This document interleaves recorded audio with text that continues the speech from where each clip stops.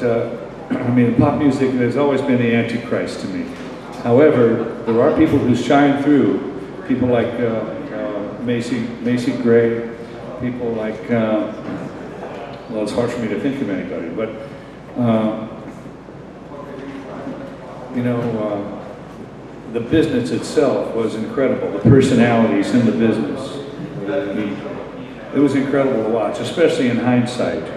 At the time, I was just fighting for survival, and I was having all the executives come up to me later on going, oh, we want another one just like the last one, you know, we want another toughen up. I don't do that, you know. And then the interns came in and they took over, and it, you know, look at it now. It doesn't exist anymore. Does anyone have any questions for Kim in the audience? Yes, sir, at the back. You still get together or see any of the original Thunderbird crew that you played with, Jimmy and those folks? No. I don't, every now and then I'll talk to Preston, talk to Jimmy every now and then, but we did a little bit of playing, me and Jimmy on that on the Jimmy Reed Highway thing, but not really. No, it's the future for me. Any other questions, sir? With the state of the economy like it is, have you noticed your touring opportunities are more challenging to come by or to be booked, or the number of people coming out to see your concerts? No, actually, it hasn't been bad. I've been shocked. Been a lot of people coming out. You know, you got to try and give people their money's worth, and then when they come to the show, they know they're going to get their money's worth. You know, if you come out and start screwing around, and it's a waste of money, you've got problems. But I think people always want to be entertained. That's what they tell me anyway. And I noticed that the small local watering holes are really packed during the week. I mean, this was a nice crowd for the weeknight, wasn't it? But I think that, and we appreciate it, but I think that people, they need to take a break and get away from reality. So that's either go hear music, get drunk, or take some drugs, or what do you know, or all three at once. But I think,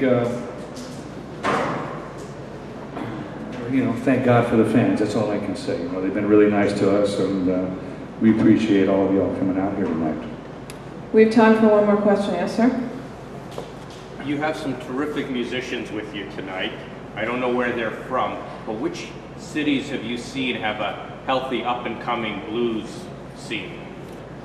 I think we have one in Toronto. That's my feeling. We have some terrific talent here. Yeah, well, Toronto's a great town. Toronto's always been a great town, and this has always been a great area for music. And where else are you catching good up-and-coming young guys? You know, it's hit or miss. You know, you usually see, you know, it depends on what you're talking about. If you're talking about real blues, yeah, very sporadic, very sporadic. I mean, you still got some guys in Chicago, in the Midwest. I mean, Texas, there's still a few guys, but you know, there's no incentive for a kid to play real music anymore.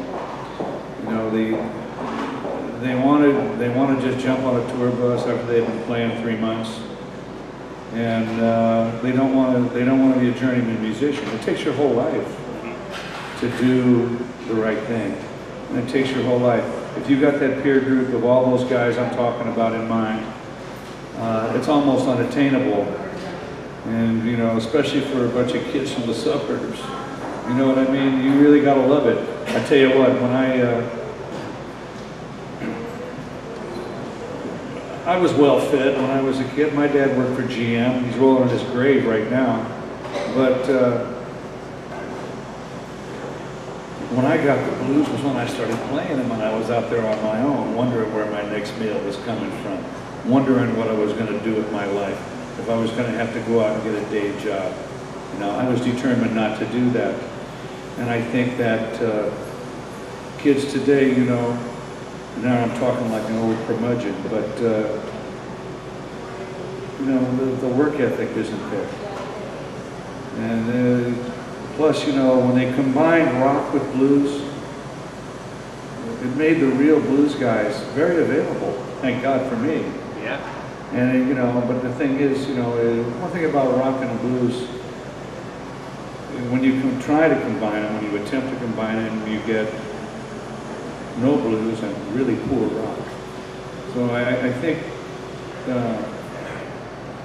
eventually, you know, there's usually a lot of hubbub about this really loud, horrible sounding, what they're trying to call blues. And people make a big stir, and sometimes it sells, but eventually it just fades away because there's no meat. You know, it's a traditional form of music. You can be very modern in the way you play it as long as you're winging it every night and improvising. You don't have to try and take it to another dimension. I mean, the only people that have ever modernized this music were the guys like Albert King and Little Milton and you know, people like James Cotton also, who mixed R&B and soul with blues, and that worked. Stax Records with of course, look at those musicians. Oh my God, you know, that's every bit as good as anything that ever was played.